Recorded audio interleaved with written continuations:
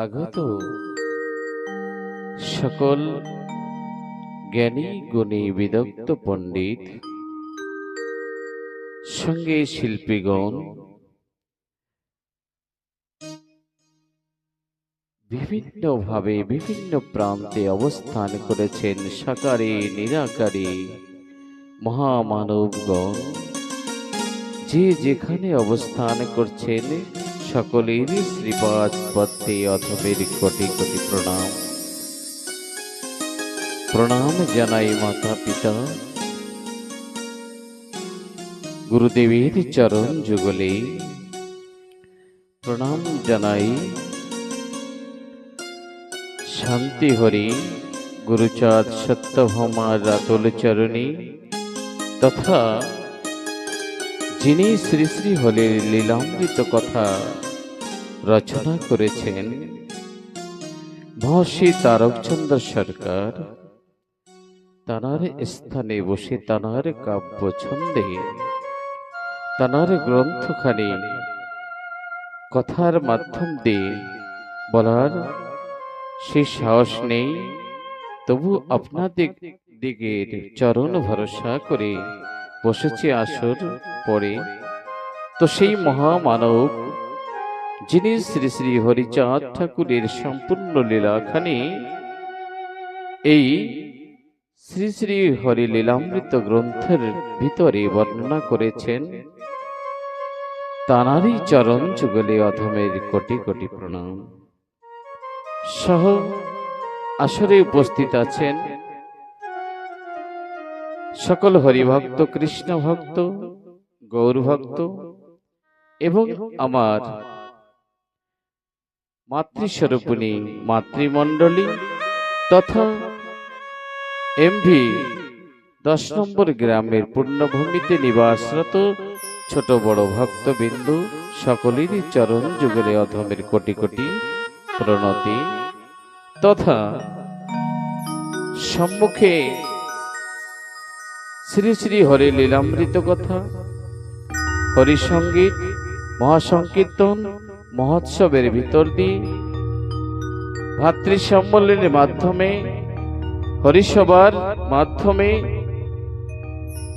যিনি আজ বিশ্বের বিভিন্ন প্রান্তে পৌঁছে দিচ্ছেন, এই ইউটিউবের মাধ্যম দিয়ে যারা দর্শন করছেন সকল ভক্তের চরণ যুগলে অধমের কোটি কোটি প্রণতি। তৎসঙ্গে আজ দুই একটি কথা বলবো। আমরা লীলামৃত পাঠ, লীলামৃত কথা সম্পূর্ণভাবে আমরা অবগত নই। এই সম্বন্ধে দুই একটি কথার পরে আমি কথার ভিতরে প্রবেশ করব। যেমন লীলামৃত পাঠ মহর্ষি তারকচন্দ্র সরকার তিনি যা যা যেভাবে বর্ণনা করেছেন, লিপিবদ্ধ করেছেন, সেটাকে জ্ঞানী গুণীজন তিনি শ্রদ্ধার সহিত, ভক্তির সহিত সেগুলো উচ্চারণ করে ভক্তদের বোঝান। লীলামৃত কথা ঠাকুরের লীলা চরিত্র, কিছু তারকের ভাব তথা সামাজিক সাংগঠনিক বিভিন্ন দিক দিয়ে চিন্তাধারা, নতুন যুবপিঢ়ি তাদের উৎসাহিত করা, ঝাঁকির মাধ্যম দিয়ে সপ্তদিনের কথা আমরা আয়োজন করে থাকি। এই সপ্তদিনের কথার ভিতর দিয়ে কিঞ্চিত বর্ণনা করতে চেষ্টা করি। তারক গোসাই লিখেছেন, হরিচাঁদ চরিত্র সুধা প্রেমের ভান্ডার, আদি অন্ত নাহি যার কলিতে প্রচার। আমার হরি অনন্ত, হরি কথাও অনন্ত। এই অনন্ত সাগরের থেকে কিভাবে মানুষ কোথা থেকে কি যুক্তি ধরে ভক্তদের আনন্দ দিতে পারে, আমিও সেই দুঃসাহস করে বসেছি। আপনারা এই অধমকে একটু আশীর্বাদ করবেন, কৃপা দান করবেন, যার মাধ্যম দিয়ে দু একটি কথা আমি বলতে প্রয়াস করব। ভুল ত্রুটি বহু হতেই পারে, হবেও। আপনারা সন্তান জ্ঞান করে চরণে স্থান দেবেন। জয় হরি বল। সর্বপ্রথমে আমরা ধর্ম কর্ম করব কেন? ধর্ম কেন করতে হবে? স্বর্গে যাওয়ার জন্য? অনেকে বলছেন যে স্বর্গে যাওয়ার জন্য আমরা ঠাকুরের নাম করি, তাই তো কি মা? তাই তো। কিন্তু স্বর্গে মূলত আমরা কেউ যাব না, এবং যদি কারোর ইচ্ছা থাকে সেই ইচ্ছাটাকে এইখানে বিনাশ করতে হবে।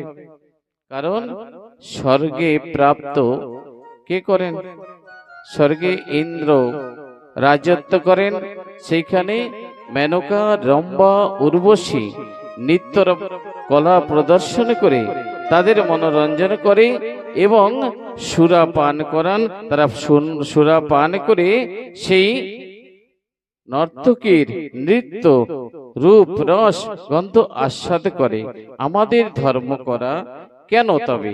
ধর্ম করা যিনি সৃষ্টি করেছেন, যিনি আমাকে জন্ম দিয়েছেন তিনি পিতা, যিনি সৃষ্টি করেছেন অনন্তকাল থেকে এই পৃথিবীতে অবস্থান করে আছেন, এবং আমি যখন থাকব না তখনও তিনি থাকবেন। সৃষ্টির শেষ প্রান্ত পর্যন্ত তিনি অবস্থান করবেন। সেই পরম পিতা শ্রীহরির চরণ যুগলে যাবার জন্য আমরা হরিনাম, কৃষ্ণ নাম, গৌর নাম করে থাকি, তাই তো মা? তো চিন্তা কেবল একটাই, যেন শ্রীহরির চরণ যুগলে পৌঁছাতে পারি। আমার একটি কথা বলবো, ধ্যান দিয়ে শুনতে হবে। কথাটা এই,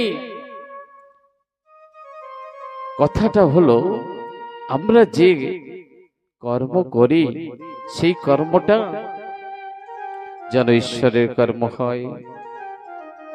আমাদের দুটি হাত দিয়েছেন ঠাকুরের চরণে অর্ঘ্য দেবার জন্য, পুষ্প পৌঁছানোর জন্য।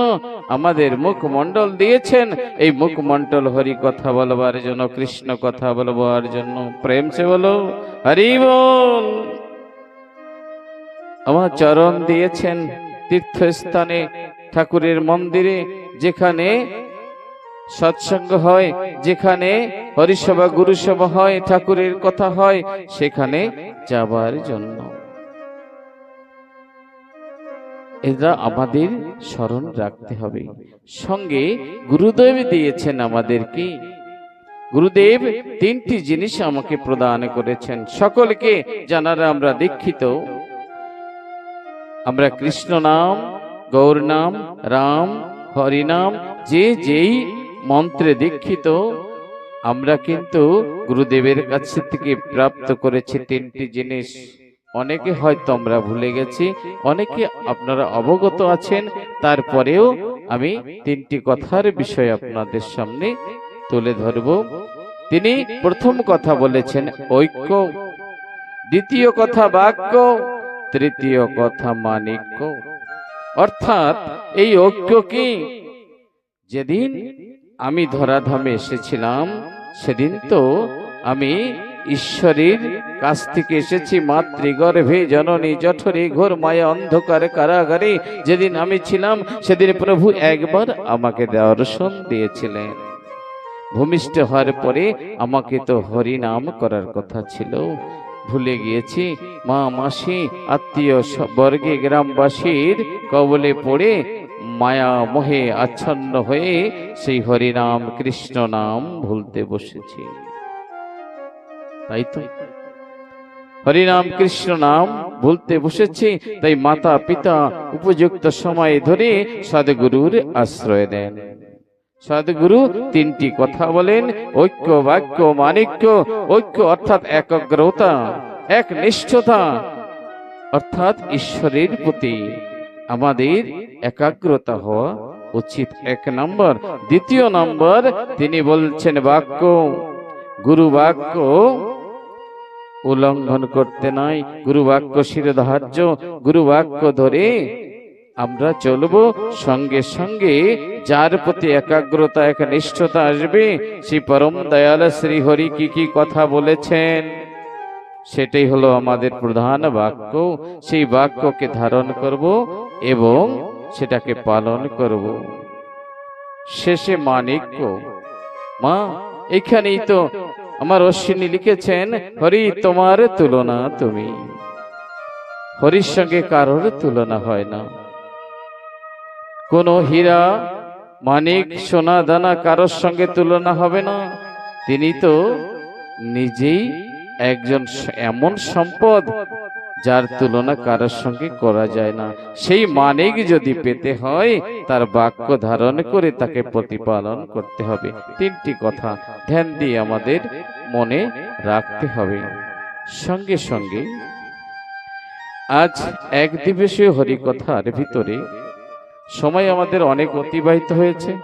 জানি না কত সময় আপনারা বসতে পারবেন ধৈর্য ধরে। আমি সংক্ষিপ্তভাবে আমি প্রবেশ করছি কথার ভিতরে। প্রথমে যদিও একটু আপনাদের ভালো নাও লাগতে পারে, কারণ এক দিবসীয় কথা, 7 দিনের কথা একদিনে কোনোভাবে ভাবাপন্ন আপনাদের ভিতরে দিতে পারবো না। কিছু ভক্ত চরিত্রের ভিতরে যখন যাব তখন আমি চেষ্টা করব তার ভিতরে কিছু রাখতে। তো যাই হোক,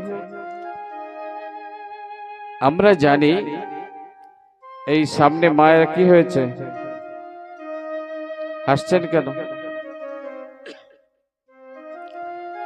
যদা যদা হি ধর্মস্য গ্লানি ভবতু ভারত অভ্যুত্থানমস্য তদাত্মনঃ সৃজাম্যহং পরিত্রাণায় সাধুনাং বিনাশায় চ দুষ্কৃতং ধর্মস্থাপনার্থ সম্ভবামি যুগে যুগে।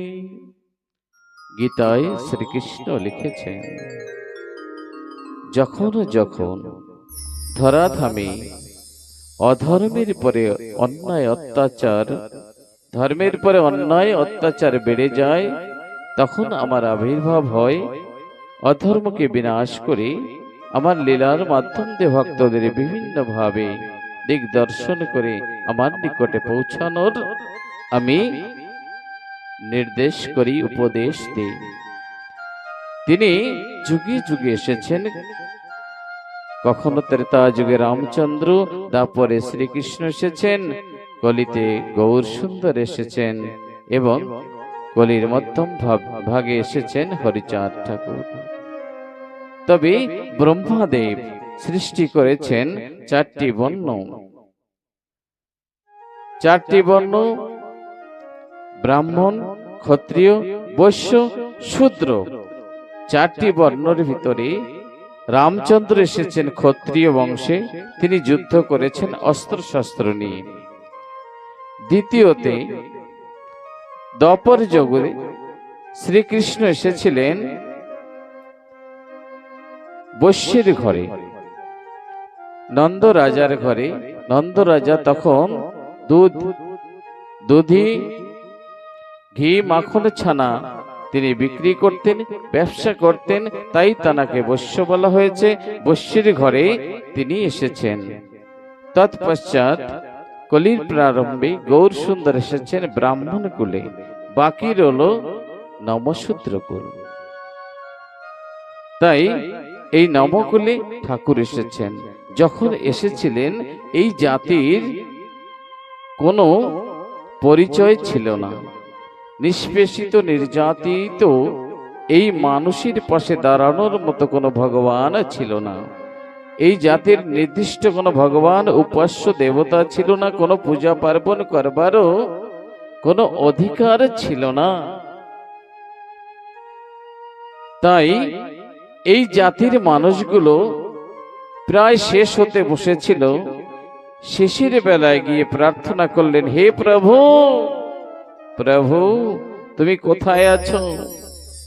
এই নিষ্পেষিত নির্যাতিত এই প্রতিটি জাতিকে তুমি উদ্ধার করো, না হলে এই বিশ্ব চরাচর হতে, তোমার সৃষ্টি হতে একটি জাতি চিরতরের মতো অন্ধকারে নিভে যাবে। তাই এই জাতির সাধক হয়ে মহাসাধক রামকান্ত গোস্বামী, নাম রামকান্ত বৈরাগী, তিনি এসে সাধন ভজন করলেন, শ্রীহরির সাধন ভজন করলেন এবং তিনি বাসুদেব পূজা করতে শুরু করলেন। সারাদিন ঘোরাফেরা করে ভিক্ষা করেন, ভিক্ষা করে যা পান তাই নিয়ে প্রসাদ তৈরি করে বাসুদেবকে ভোগ লাগান। এমনি করতে করতে একদিন উচ্চ বর্ণের ব্রাহ্মণদের কর্ণে পৌঁছে গেল। আর ব্রাহ্মণরা এসে বলছে, রামকান্ত, রামকান্ত ঘরে আছো? রামকান্ত এসে বলছে, কি ব্রাহ্মণ ঠাকুর যে, প্রণাম। বলছে, প্রণাম প্রণাম বাদ দাও, তুমি নাকি বাসুদেবের পূজা করছো, তুমি নমশূদ্র জানো না, নিচু কুলে জন্ম তোমার, তোমার কোনো পুজো পাঠ করার অধিকার নেই।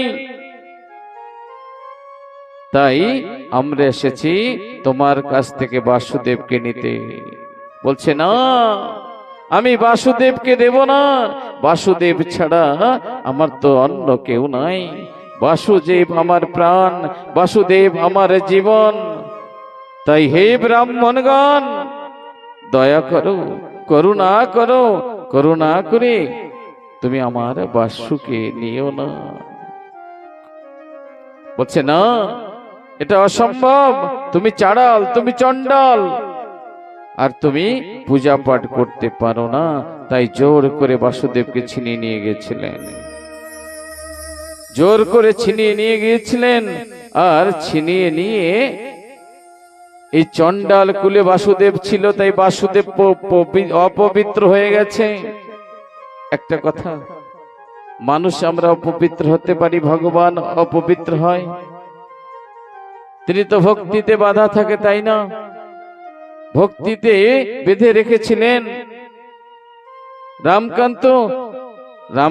রামকান্তর দোষ কোনটাই?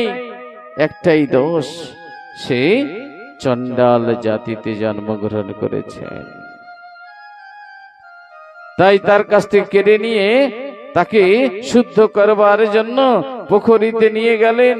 পুকুরের জলে, হাঁটু জলে গিয়ে যখন বাসুদেবকে স্নান করতে নিয়ে গেলেন, আর তখন ব্রাহ্মণের হস্ত থেকে বাসুদেব জলে পতিত হলেন, জলে পড়ে গেলেন। আর পড়ে যাওয়ার পরে না, ওই ব্রাহ্মণ যারা ছিলেন তারা খুঁজে পেলেন না, খুঁজে পেলেন না। আর খুঁজে না পাওয়াতে, খুঁজে না পাওয়াতে তখন কি করবেন? একজন বলছেন যে সেই রামকান্তকে নিয়ে আসো। ইতিমধ্যে রামকান্ত বাসুদেব হারা হয়ে ক্লান্ত শান্ত হয়ে কাঁদতে কাঁদতে পুকুর পাড় দিয়ে যাচ্ছিলেন জঙ্গলের ভিতরে। যখন বাসুদেবী নাই, তবে আমার এই প্রাণ রেখে কি লাভ? তাই জঙ্গলের ভিতরে তিনি রওনা করছিলেন। দূর থেকে ব্রাহ্মণ তখন দেখতে পায় এবং রামকান্তকে বলছেন, রামকান্ত, এদিকে আসো। রামকান্ত মনে মনে চিন্তন করছেন যে হয়তো আমার বাসুকে ফিরিয়ে দেবে। তাই অতি আনন্দের সহিত ব্রাহ্মণদের নিকটে যখন গেল, ওই প্রখরীর তীরে বলছে, রামকান্ত, ও রামকান্ত, বাসুদেবকে তো নিয়ে এসেছি, বাসুদেবকে স্নান করাতে গিয়ে বাসুদেব আমাদের হাতের থেকে পড়ে গেছে। যেই না শুনেছে রামকান্ত যে বাসুদেব জলে পড়েছে, রামকান্তর দুটি চোখ জল অশ্রুধারা বিগলিত হয়ে বক্ষ প্লাবিত হচ্ছে। হায় রে, এই জন্যে আমার থেকে তোমরা কেড়ে নিয়ে এসেছিলে, আমার বাসু জল খায়নি তো? আমার বাসু কি বেঁচে আছে? আজ কাতর হয়ে বলছে, কোথায় কোথায় পড়েছে বাসু, একবার দেখিয়ে দাও। পাগলের মতো হচ্ছে রামকান্ত, ছটফট করতে করতে বলছে, আমাকে বলে দাও কোথায় পড়েছে। যখন ব্রাহ্মণ বলছেন এইখানটায় পড়েছে, পাগলের মতো খুঁজতে খুঁজতে যখন হাত দিলেন, অমনি বাসুদেবী তার হাতে উঠলেন। বলো বাসুদেব ভগবান কি। যখন বাসুদেব হাতে উঠলেন, বাসুকে যেমন মা হারা সন্তান, সন্তান হারা মা সন্তানকে বহুদিন পরে যদি ফিরে পায়, সেই মা তখন কোনো বিচার না করে সন্তানকে বক্ষে জড়িয়ে ধরে, তেমনি বাসুহারা হয়ে আজ রামকান্ত বাসুকে জড়িয়ে ধরেছে। বাসু, বাসু, আমি তো ভেবে গেছিলাম অবাসু তুমি সুখে থাকবে, ভালো থাকবে। আমার জীর্ণ হীর্ণ কুটির আমি অতি দিন হতে দিন গরিব, আমি তো তোমাকে সময় মতো সেবা দিতে পারি না, সময় মতো তোমাকে খেতেও দিতে পারি না। কোনদিন আমি তোমার মুখে একটু প্রসাদ দিতে পারি, কোনদিন তোমাকে অনাহারেও রাখি বাসু, সিদ্ধ অন্ন করে তোমাকে ভোগ লাগাই বাসু। আমি তো মনে করেছিলাম বাসু তুমি ওই 5 তলার উপরে যাবে, সুন্দর কোঠরি, সেখানে সুন্দর বিছানা, সুন্দর খাট পালঙ্কে তুমি বিরাজ করবে, ঘি মাখন সন্দেশ আদি তুমি গ্রহণ করবে। অবশ্য তোমাকে হারা হয়ে আমি জঙ্গলের ভিতর প্রবেশ করেছি, নিশ্চয় করেছি আমি প্রাণ ত্যাগ দেব, তোমাকে ছাড়া আমি বাঁচতে পারি না বাসু।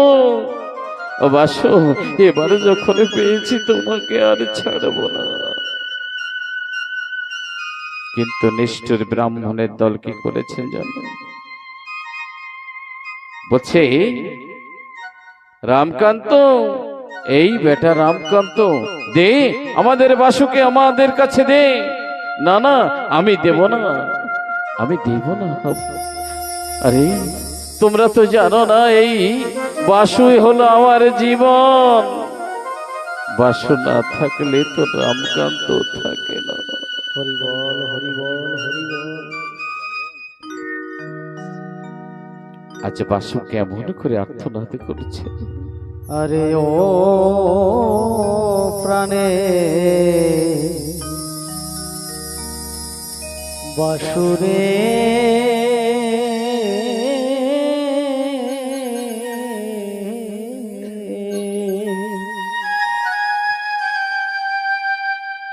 তোকে ছাড়া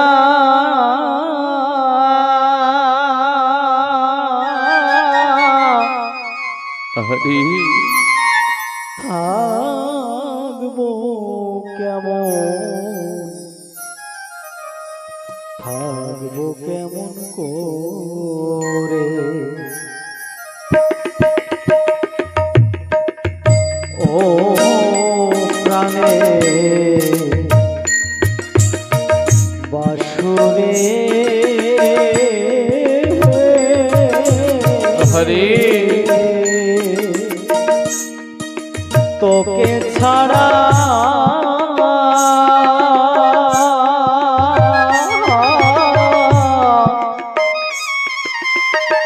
থাকবো কেমন, থাকবো কেমন করে। তোকে হারাইয়া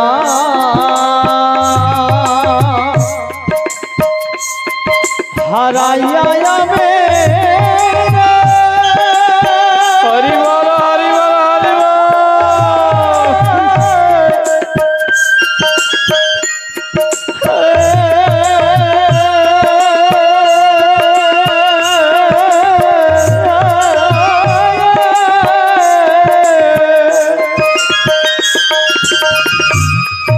আমি থাকবো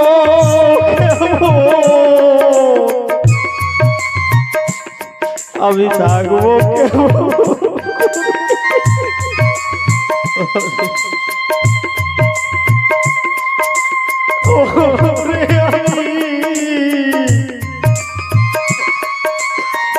আমি থাকবো কেমন করে।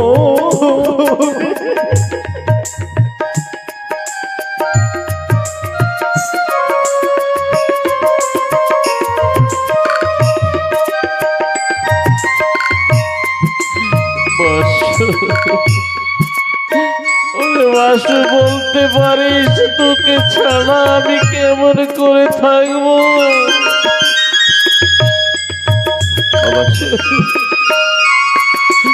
আমি প্রত্যেক দিন তোকে উঠে প্রণাম করতাম, তোকে নিয়ে আমি খট্ট উপরে থাকতাম, আজ তুই আমাকে ছাড়া হয়ে গেলি।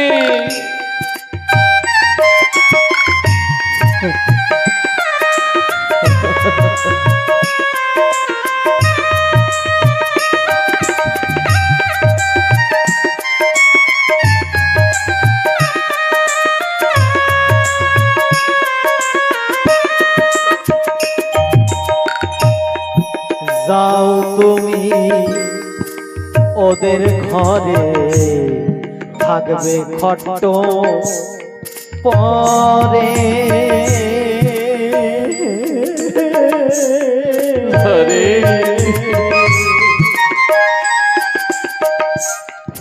আমি অতি দিন ভিখারি,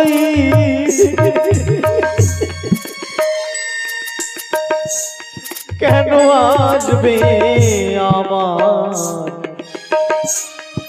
আসবে আমার ঘরে, তবু থাকবে আমার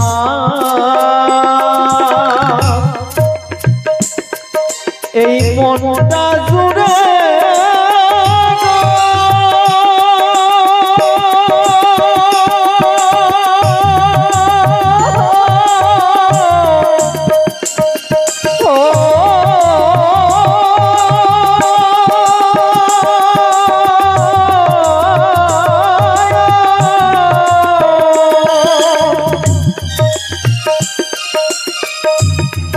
তোমায় ভুলবো কেমন,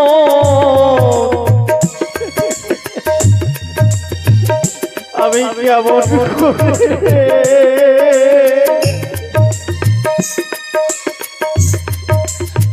আমি তোমায় ভুলবো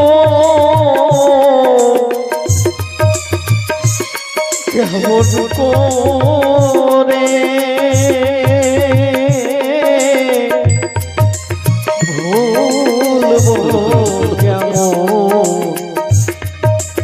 ভুলবো কেমন করে ও প্রাণে বাসুরে।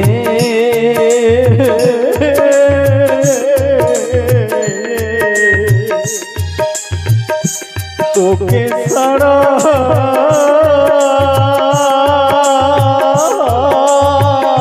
হরি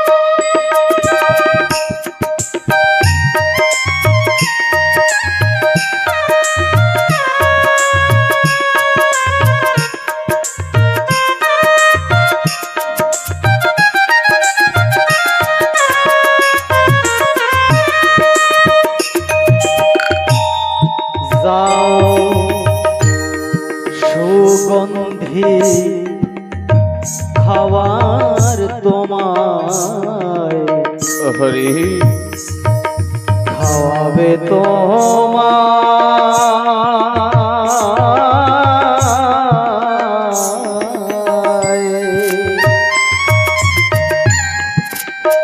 হাসি মুখে খেয়ো খেয়ো বাসু ওরে বাসু ভুলিয়া ভুলিয়া দিয়া আমায়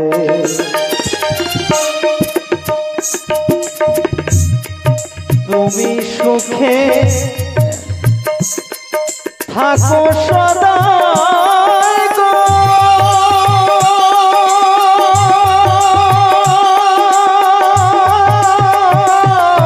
হরি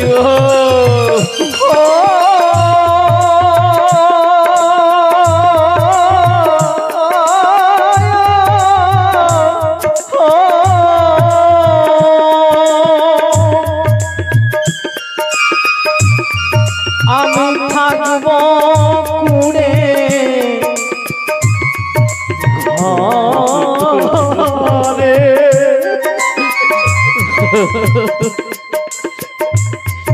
আমি থাকব কুড়ে ঘরে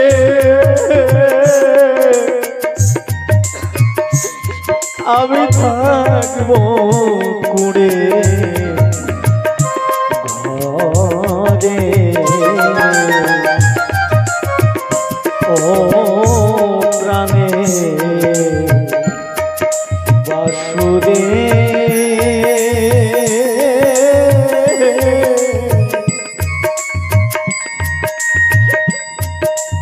তোকে ছাড়া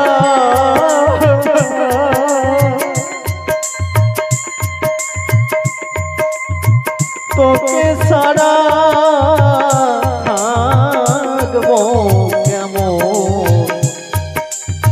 থাকবো কেমন করে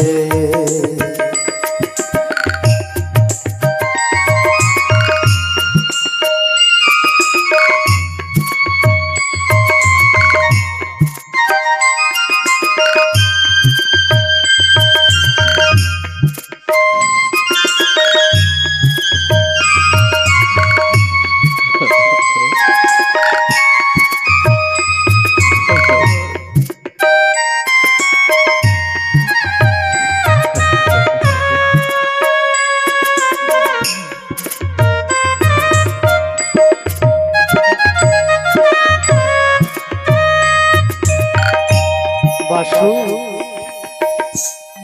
যেখানেতে থাকো তুমি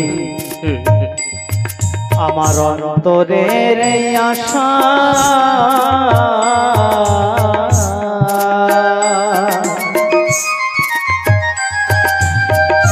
তোমার লাগি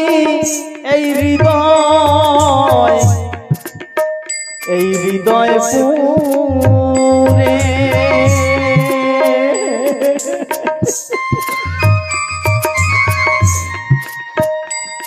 আমি বেঁধেছি ছোট বাসা যেন কাল হলো হরে ভালোবাসা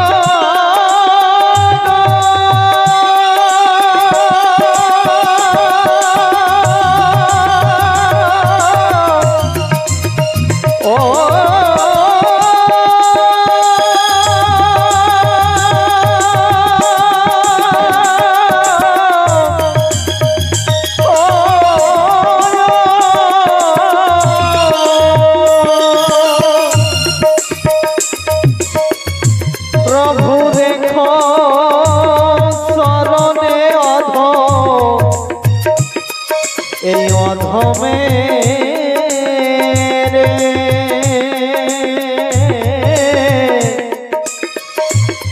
তুমি দেখো অধমে রে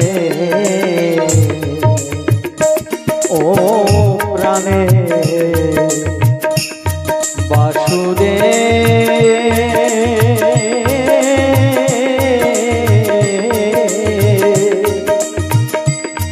তোকে ছাড়া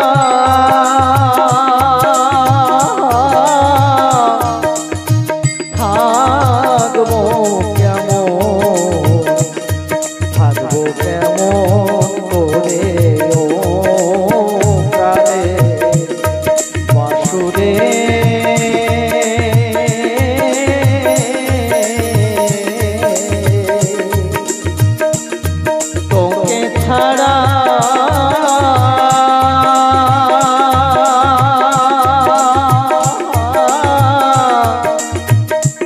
থাকবো কেমন,